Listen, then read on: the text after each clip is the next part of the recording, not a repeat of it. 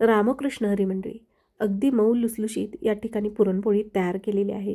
अगदी काठोकाठ या ठिकाणी बघा पुरण भरले गेलेले आहे.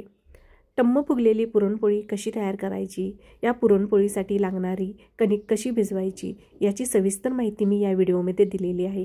त्यामुळे व्हिडिओ स्किप न करता शेवटपर्यंत पाहत राहा. पुरणपोळी तयार करण्यासाठी 1 वाटी हरभरा डाळ घेतलेली आहे. आता ही हरभरा डाळ आपण एका कॉटनच्या कपड्यावरती काढून घेणार आहोत. कॉटनच्या कपड्यावरती काढून घेतल्यानंतर पुसून घ्यायची आहे. पुसून घेतलेली हरभऱ्याची डाळ एका भांड्यामध्ये काढून घ्यायची. त्यामध्ये 1 चमचा तेल घालायचं. तेलामुळे काय होते की हरभऱ्याची डाळ ही पटकन शिजली जाते. आणि यामध्ये अर्धा चमचा हळद घालायची आहे. आता हे सर्व मिश्रण कुकरमध्ये काढून घेणार आहोत. 1 वाटी हरभरा डाळीसाठी या ठिकाणी 3 वाटी कोमट पाणी घ्यायचं आहे. ते यामध्ये घालून कुकरच्या 4 शिट्ट्या काढून घ्यायच्या आहेत.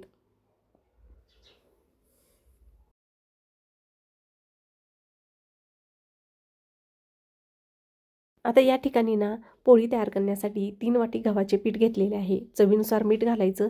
मीठ घातल्यानंतर अर्धा चमचा हळद घालायची. हळद घातल्यानंतर ना थोडं थोडं पाणी घालून घट्ट कणकेचा गोळा मळून घ्यायचा आहे.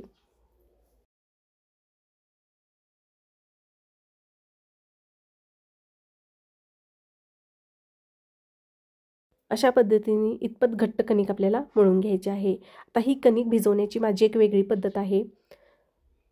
एक भांडं घ्यायचं, त्यामध्ये पाणी ओतून घ्यायचं. पाणी ओतून घेतल्यानंतर कणिक बुडेल इतपत पाणी ओतून घ्यायचं आणि कणिक त्यामध्ये आपल्याला भिजत घालायची आहे. पूर्णपणे कणकीवरती पाणी आलं पाहिजे अशा पद्धतीने भिजत घालायचं आहे. झाकण ठेवायचं, अर्धा तास रेस्ट करायला ठेवायची.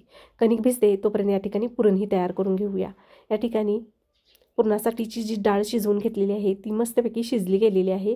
आता याची आपण येळून काढून घेणार आहोत. कटाची आमटी बनवण्यासाठी या ठिकाणी येळून तयार करून घ्यायचं आहे. यासाठी 1 ग्लास गरम पाणी करून घेतलेलं, हे गरम केलेलं पाणी यामध्ये ओतून घ्यायचं आणि डाळीमध्ये चांगले मिक्स करून घ्यायचं आहे. आता एका मोदक पात्राच्या चाळणीमध्ये आपल्याला हे ना पाणी गाळून घ्यायचं आहे. येळून या ठिकाणी बघा कटाच्या आमटीसाठी तयार झालेला आहे.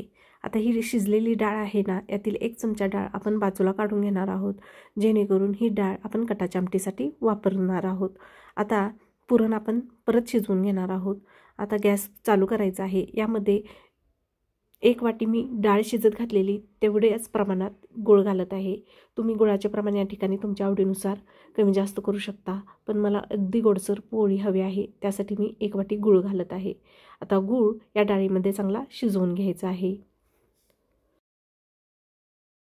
चिमूटभर मीठ घातल्यानंतर यामध्ये 1 चमचा सुंठ आणि वेलची पावडर घालायची आहे आणि या डाळीच्या मध्ये चांगले मिक्स करून घ्यायचे आहे. पुरण या ठिकाणी तयार झालेलं आहे. आता वाटून घेऊया. आता गरम गरमच या ठिकाणी ना पुरण आपल्याला वाटायला लागते. ज्या कुकरमध्ये मी शिजवलेलं ना त्याच्यावरतीच मी पुरणाची चाळण ठेवलेली आहे आणि चमच्याने आपल्याला या ठिकाणी पुरण वाटून घ्यायचे आहे. अगदी छानपैकी या पुरण यंत्रावर हे पुरण वाटले जाते. सर्व पुरण या ठिकाणी बघा वाटून झालेले आहे. अगदी मऊसर या ठिकाणी पुरण तयार झालेलं आहे. आता एका बाउलमध्ये हे वाटण आपण काढून घेणार आहोत. शिजवलेला 1 चमचा बाजूला आपण डाळ काढून घेतलेली ती डाळ पात्रातून आपण बारीक वाटण करून घेणार आहोत. येळवणीचे जे मिश्रण तयार केलं ना त्या मिश्रणामध्ये ही डाळ मिक्स करून घेणार आहोत. अशा पद्धतीने शिजवलेली डाळ जर आपण येळवण्याच्या सारामध्ये घातली तर खूप छान येळवण्याचं सार बनते आणि चवीलाही खूप भारी लागतं. येळवणीची आमटी तयार करण्यासाठी ना या ठिकाणी 2 चमचे खोबरे घेतलेले आहे.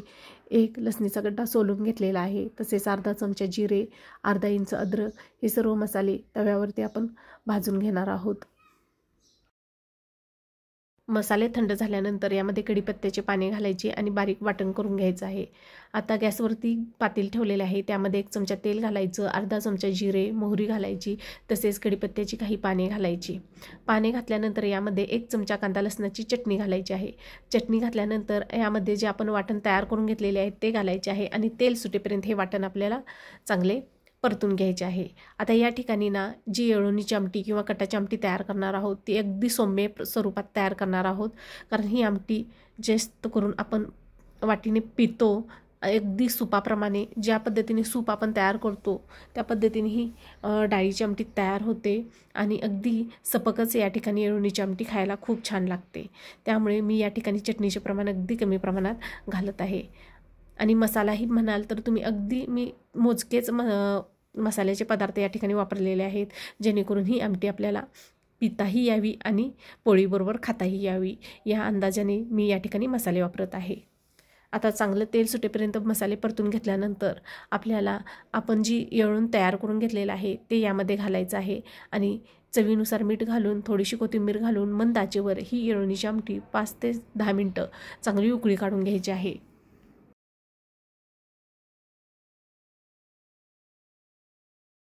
कटाची आमटी तयार झालेली आहे. आता या ठिकाणी कणिक ही बघा मस्तपैकी पाण्यामध्ये घातल्यानंतर भिजली गेलेली आहे. आता पाण्यातून कणिक आपण बाजूला काढून घेणार आहोत.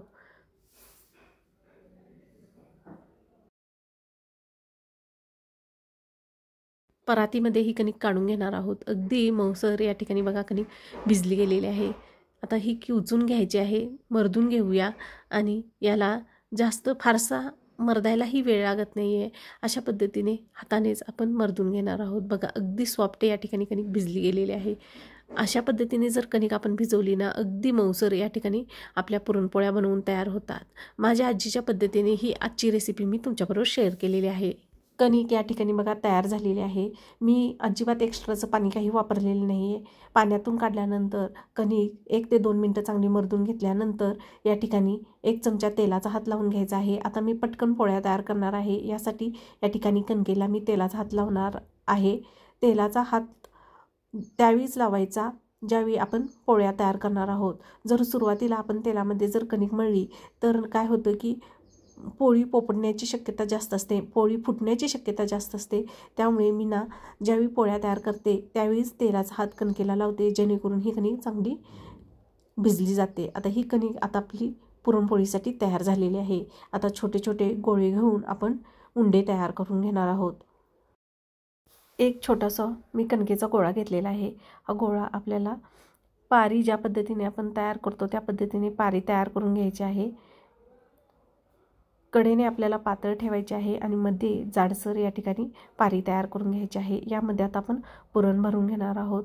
पुरण भरून घेतल्यानंतर अंगठ्याच्या सहाय्याने आपल्याला हे पुरण या पारीमध्ये भरून घ्यायचे आहे आणि चांगले पॅक करून घ्यायचे आहे. या ठिकाणी आपला हा उंडा बनवून तयार होतो. पुरणपोळीचा उंडा पिठामध्ये बुडवून आपल्याला ही पुरणपोळी हलक्याशा हाताने ना लाटून घ्यायची आहे.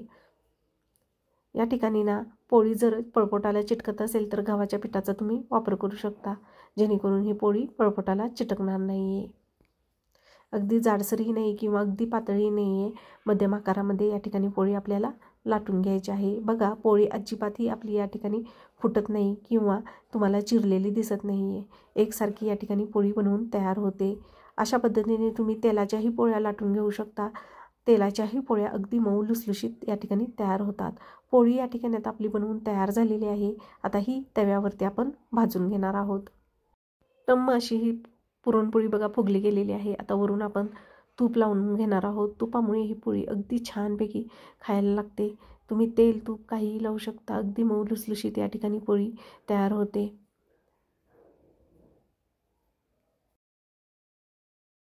तर तेलाची पोळी लाटण्यासाठी ना एक छोटासा कणकेचा गोळा घ्यायचा, पारी तयार करून घ्यायची, यामध्ये पुरण भरून घ्यायचं आणि पुरण भरून घेतल्यानंतर आपण उंडा तयार करून घेणार आहोत.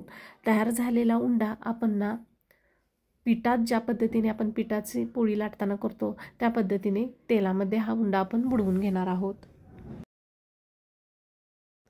आता या ठिकाणी ना हलक्याशा हाताने आपल्याला ही पुरणपोळी लाटून घ्यायची आहे. लाटणं आपल्याला फिरवायचं आहे. पुरणपोळी जास्त उलटून पालटून लाटायची नाही, नाहीतर काय होतं की पुरणपोळी या ठिकाणी फुटू शकते. आता सुरुवातीला लहान आकार असतो पुरणपोळीचा, त्यामुळे आपण उलटं पालटू शकतो. पण ज्यावेळी पुरणपोळीचा आकार मोठा होऊ लागतो ना त्यावेळी आपल्याला ना पळपटच गोलगोल फिरवून त्याचे काठ लाटून घ्यायचे आहेत, जेणेकरून काठात ही पुरणपोळी अगदी पातळ होईल आणि मध्यभागी थोडीशी जाडसर ठेवायची आहे. अशा पद्धतीने बघा हलक्याशा हाताने मी पुरणपोळी लाटून घेतलेली आहे. या ठिकाणी पुरणपोळी आपली लाटून तयार झालेली आहे. आता ही पुरणपोळी लाटण्यावरती घेऊन तव्यावरती टाकायची आहे आणि पुरणपोळी भाजून घ्यायची आहे.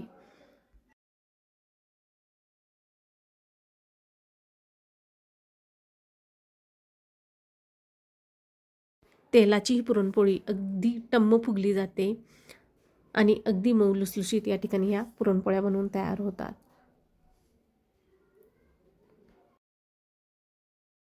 अगदी मऊ लुसलुशीत या ठिकाणी बघा पुरणपोळी बनवून तयार झालेले आहेत.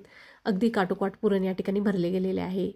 माझी जर ही रेसिपी तुम्हाला आवडत असेल तर लाईक, शेअर आणि सबस्क्राईब करायला विसरू नका. परत भेटूया नवीन रेसिपीबरोबर. तोपर्यंत रामकृष्ण हरी. धन्यवाद.